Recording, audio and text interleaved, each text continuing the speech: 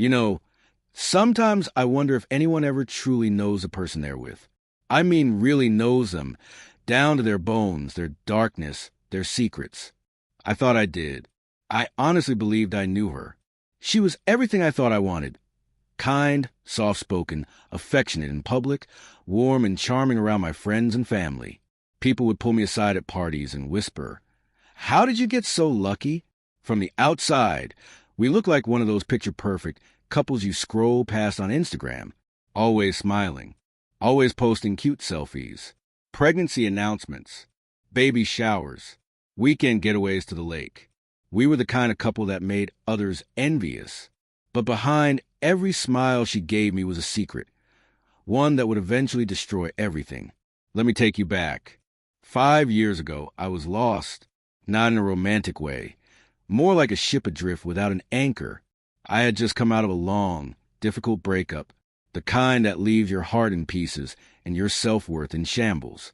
I wasn't looking for anything.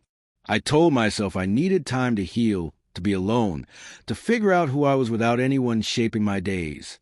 Then she came into my life like a breeze on a sweltering day.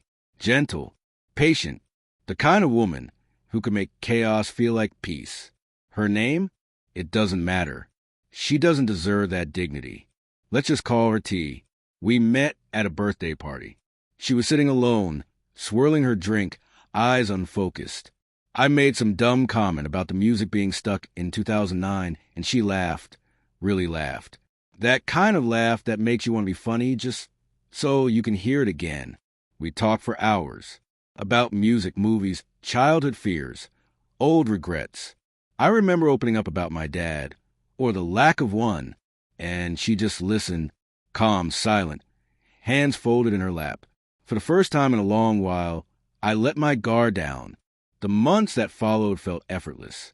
Our connection came easy. No drama, no push and pull. I wasn't used to that.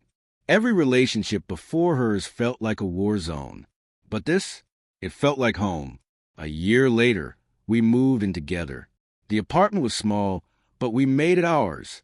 We cooked together, danced in the living room after wine, binged old sitcoms on rainy Sundays.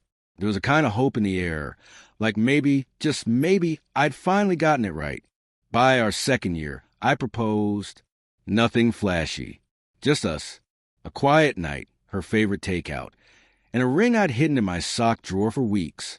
She said yes, tears streaming down her face. For a moment, everything felt perfect. Our wedding was small. Backyard lights, close friends, warm summer laughter. I remember watching her that night, thinking I get to spend forever with her. All my old heartbreaks felt far away. When she told me she was pregnant, I cried. I didn't expect to. I always imagined I'd just nod and say something like, "That's great, babe." But when she showed me the test, her hands shaking, eyes wide with equal parts fear and joy, something inside me shifted. I was going to be a father, a role I never had growing up. I promised myself I'd do better. I'd be the dad I never got. Pregnancy was rough. Or so I thought. She was distant, exhausted, irritable. Some days she barely moved. Other days, she'd snap at me and later break down crying. I blamed hormones, stress. I did everything I could. Cooked her favorite meals, rubbed her feet, read baby books at night, painted the nursery by myself. But now I see it for what it was. She wasn't tired. She was guilty. She wasn't moody. She was hiding something, and I had no clue. Our son, who I believe was my son, was born in January. The world outside felt still that night, like it was pausing for his arrival. I held him first. I cut the cord.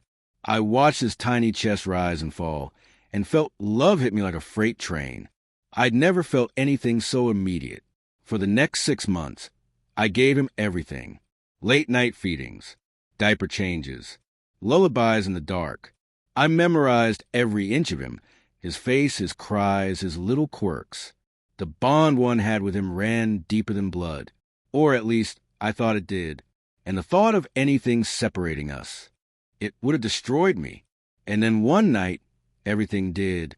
It was a Tuesday, I think. Funny how trauma makes you remember the smallest details.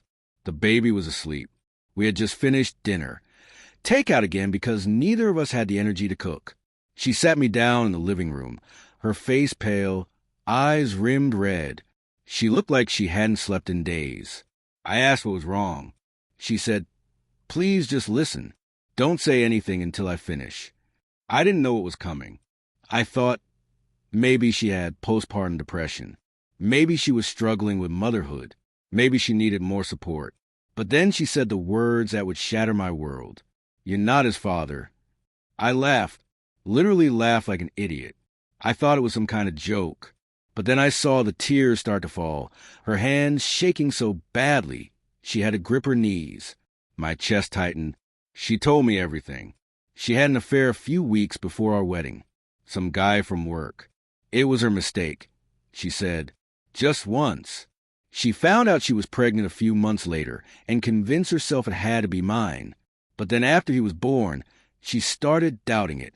Something about his eyes, his hairline, the shape of his nose. So she took a secret paternity test while I was at work. She waited weeks for the results. All while I was feeding him, burping him, rocking him to sleep every night. She said the words slowly, but each one hit me like a car crash. "He's not yours." I remember just sitting there, staring at her. The world felt like it was spinning off its axis. The clock on the wall ticked so loudly it drowned out my thoughts. I looked down the hall toward the nursery. I could still hear his breathing through the baby monitor. The same breathing I used to fall asleep to every night. I didn't yell. I didn't even cry. I just stood up and walked out of the room. My legs felt numb, like they belonged to someone else. The next few weeks were a blur. I moved into the guest room. I barely spoke to her. Every time I looked at her, all I saw was betrayal. I wanted to believe I could still be that baby's father, but something inside me shattered that night. Something I couldn't glue back together. Friends noticed I was different. My best friend Mark called me out of the blue one night. "You all right, man? You sound off." I wanted to tell him everything, but the words stuck in my throat. How do you explain that your entire life has been built on a lie? A lawyer friend of mine helped me file for divorce immediately. I asked for a DNA test to make everything official. Of course, it confirmed what she already knew. And the kicker? The guy she cheated with. He wanted nothing to do with the child. Didn't even respond to her calls. So while I walked away from a child I had loved with all my heart, she was left with no one, no husband, no support, no backup. In court, I made sure she got nothing. Not a cent. She cheated. She lied. She disrespected everything we built. And she used my love for a child as a cover-up for her own guilt. I signed away any rights I had to the child. That was the hardest part. It felt like cutting off a limb. But I couldn't stay in a life that had been built on lies. And honestly, that little boy deserves to know the truth one day from someone who actually wants to be in his life for the right reasons. I've started rebuilding. Slowly. Therapy, friends, a new apartment. Quiet, empty, but mine. My days are different now. I wake up alone. No baby monitor. No tiny socks to pick up off the floor. Some mornings I catch myself reaching for the bottle warmer or checking the clock to see if it's time for his next feeding. Old habits die hard. The hardest part is the silence. It's deafening. I used to complain about how loud the house was. Crying, toys clattering, cartoons in the background. Now I'd give anything to hear that noise again just for a second. She's tried contacting me since. Apologies.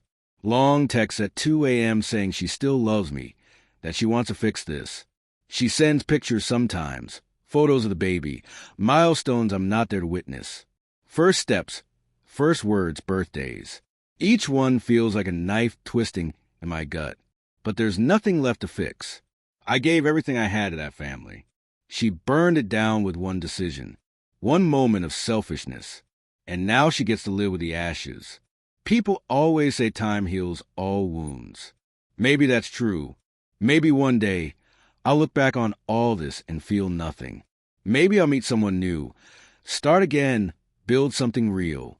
But for now, I'm just trying to breathe, to put one foot in front of the other, to rediscover who I am outside of heartbreak. If you're listening to this, if you've ever had your life ripped apart by someone else's choices, I want you to know you're not alone. The pain feels endless, but it won't last forever.